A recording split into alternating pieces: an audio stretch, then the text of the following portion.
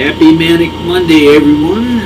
Hope your Monday was great. And as for mine, had a bunch of errands to run. My favorite new show, Chuck, is on tonight on NBC.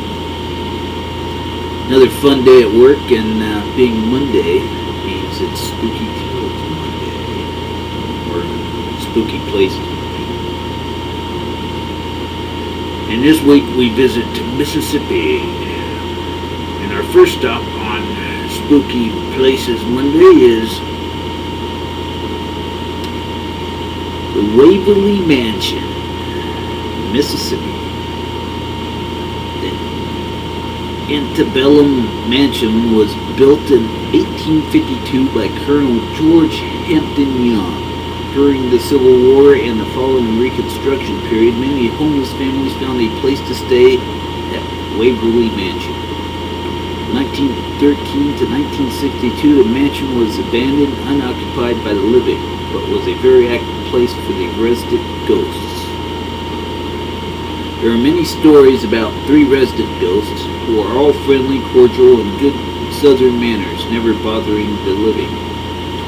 In 1962, the Snow family bought the old mansion. The dense undergrowth in front of the once beautiful home had to be hacked away so they could find the sagging front porch. The Snows renovated the mansion to its former glorious state. 2 years after moving in 1962, Mrs. Snow was upstairs when she heard a young, frightened voice of a girl about 4 or 5 years old calling Mama. She walked across the upstairs balcony, looking down to the floor below, expecting to see one of her own children. She heard just a sweet voice, but no one was there. For 5 years, Mrs. Snow heard this distraught, unhappy little voice calling for her mother, her mama. This little girl ghost followed Mrs. Snow about the house, calling out to her, just to let her know that she was still there. Sometimes she cried at night. Mrs. Snow's children would come to her bedroom and ask if the little girl was okay. On a 4-poster bed in an upstairs room, the Snows often found the impression of this little girl's body on the top of the bedspread, usually during the summer months in the afternoon, like she was taking a nap in the bedspread. Usually while Mrs. Snow was working in the kitchen, this little girl ghost stood real close to her and cried out in distress and pain. Mama, Mama, Mama. Mrs. Snow asked her tenderly what the trouble was. She didn't hear from her again, but the child's ghost is still around. Mrs. Snow keeps her bed made up, so if she ever needs to rest, she has a place. Pretty strange. We now move on to the Stuckey River Bridge in Mississippi. Late in the 19th century, a hotel set on the Chunky River near the Stuckey Bridge. Weird.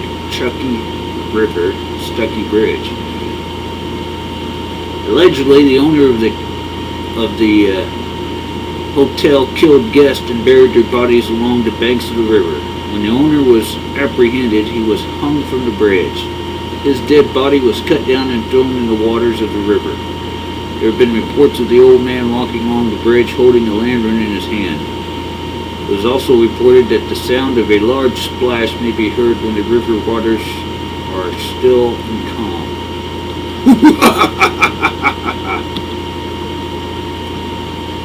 McCraven House, Mississippi. The McCraven House was used as a Union headquarters during the siege of Vicksburg in the Civil War.